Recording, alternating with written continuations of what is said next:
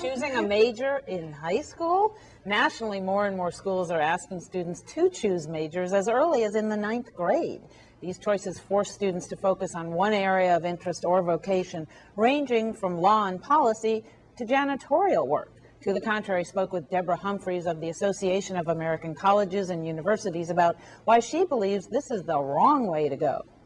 There's no evidence that it will prepare them well to succeed in college. And I think that it also gives them a false sense of preparation for a rapidly changing global economy in which the jobs they're likely to have may not even exist yet. While it is true that in Europe, for instance, they've been tracking students much more narrowly educationally, much earlier, and they've been doing that for years. Ironically, they're actually looking to us to actually reverse that trend because they're actually seeing that their students aren't well prepared because they get too narrowly focused too soon. So even as we're looking at that model, they're moving away from that model.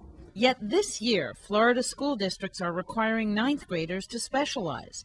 Last year, South Carolina passed a similar law, and states across the country have started similar programs in some of their school districts. Why? Schools say a narrowed focus prompts students to engage better. Some schools even say colleges prefer students with one area of expertise. I've heard that from the high schools, but I've actually never heard that from any of our members, and we represent colleges and universities all across the country. And I think that when I talk to admissions officers, what they're looking for certainly are students who are engaged, but also students who have challenged themselves with the most rigorous high school curriculum available to them.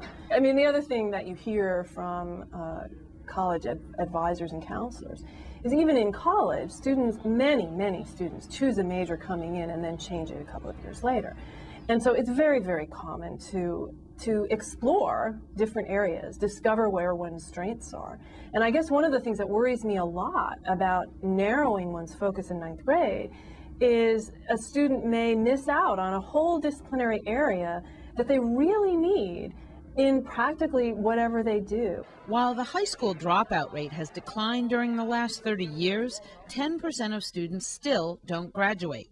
In an era when even some blue-collar jobs require extra training after high school, some states are using high school majors as a vehicle to spark interest in life after high school among students in low-achieving districts. The fact that this focus does seem to be more on students who are not in the top tier academically is even more disturbing in a way, because it strikes me that it's narrowing their focus to a vocational track as opposed to the more academic track that's going to take them on to college and grad school and the really well-paying jobs of the future, which require college, and they don't require narrow training. Earlier this year, the ACT, an Iowa-based testing organization, released a study finding only a quarter of high school students who take 4 years of English and at least 3 years of math, science, and social studies are prepared for college. Armed with these statistics, Humphreys believes the emphasis should be on fixing the core curriculum, not changing the system. Before we start creating all of these faddish courses in particular disciplines, let's get the core right. And we clearly don't have it right because colleges, lots of studies have shown that many students arrive at college needing to take remedial work, especially in math and in writing. And until we beef up the standard liberal arts core curriculum, I don't think we should be adding things on.